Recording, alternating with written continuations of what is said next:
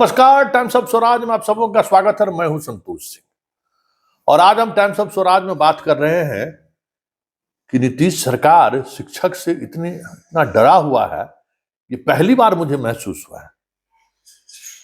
इधर अभी घूम फिर रहे हैं, लोगों से मिल रहे हैं, जो जानकारी हमें मिल रही है हम तो जानकर हैरान हैं कि सरकार एकदम एक नीति के तहत शिक्षकों को इस पूरी चुनाव प्रक्रिया के दौरान एक तो खास नजर बनाए हुए हैं, साथ ही उनको जो वोटिंग राइट है उस राइट को कैसे प्रभावित करे, इसको लेकर एक साजिशन कुछ न कुछ चीजें चल रही हैं। ऐसा मुझे शिक्षकों ने बताया।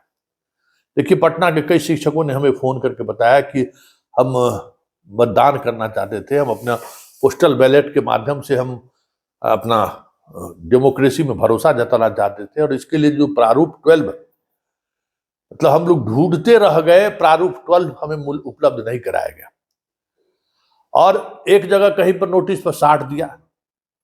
ट्रेनिंग द्वितीय ट्रेनिंग करने के लिए आए हैं, मांगते रह गए और वहां से लेने के बाद एक टीचर को कम से कम 40 से 50 रुपया खर्च हुआ। उसको फिर प्रारूप को वाले फॉर्म को फोटो कॉपी कराना, पूरी प्रक्रिया से भर कर देने में, और जब पूरी प्रक्रिया पूरी होकर फॉर्म जमा करने की बारी हुई, वहां भी वही स्थिति। ऐसा लग रहा था जैसे उस विभाग के अधिकारियों को कहा गया हो कि शिक्षक अगर मतदान करना चाह रहे हैं तो उनको हतोत्साहित करो और उसके लिए जो कुछ भी हो सकता है प्रयास करो। तो हम समस्तीपुर के शिक्षकों से भी बात किए, दरभंगा के शिक्षकों से भी बात किए, बेगूसराय के शिक्षकों से भी बात किए। जहां जहां चुनाव हो रहा है अभी घूम फिर रहे, तो उन लोगों के शिक्षकों से हमने बात किया कि भाई वाकई में कुछ ऐसा है क्या। कहा कि सर बहुत तबाही था, मतलब एक तो इस प्रक्रिया को लीजिए, लाइन में लगिए, मतलब लग रहा था कि एकदम किसी भी तरह से शिक्षक वोटिंग का इस्तेमाल नहीं करे। अब बताइए कि एक जिला में कम से कम 10,000 शिक्षक जिनको चुनाव कार्य में ड्यूटी में लगाया गया है और पार्लियामेंट इलेक्शन में जिस तरीके से इस बार फाइट है, 10,000 कोई साधारण वोट नहीं है। इसका मतलब है कि सरकार भी समझ रही है कि शिक्षक लोगों को अगर वोट देने का अधिकार मिला, पोस्टल बैलेट का अगर इस्तेमाल इन लोगों को करने की जो प्रक्रिया है उस प्रक्रिया में अगर नरमी बरती गई तो मतलब हमारे खिलाफ वोट जाएगा। कुछ चीजें तो कुछ इसी तरीके से चल रही थी और अगर ऐसा है तो ये कह सकते हैं कि सरकार आपसे डर गई है। लेकिन बड़ा सवाल ये है कि आप वोट दीजिए, लोकतंत्र का महापर्व है और आप वोट देने के लिए बाहर निकलिए।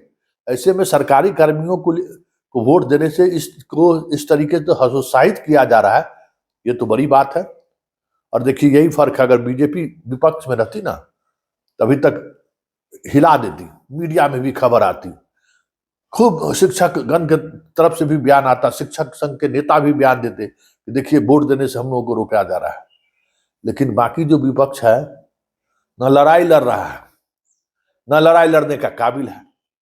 वो तो अलग बात है कि जनता इस बार फाइट कर रही है व्यवस्था से, जनता मोर्चा संभाले हुए है, इसलिए लग रहा है कि चुनाव हो रहा है। नहीं तो विपक्ष का जो बिहार में हाल है या देश में भी जो हाल है, न लड़ रहा है न लड़ने की इच्छा व्यक्त कर रहा है।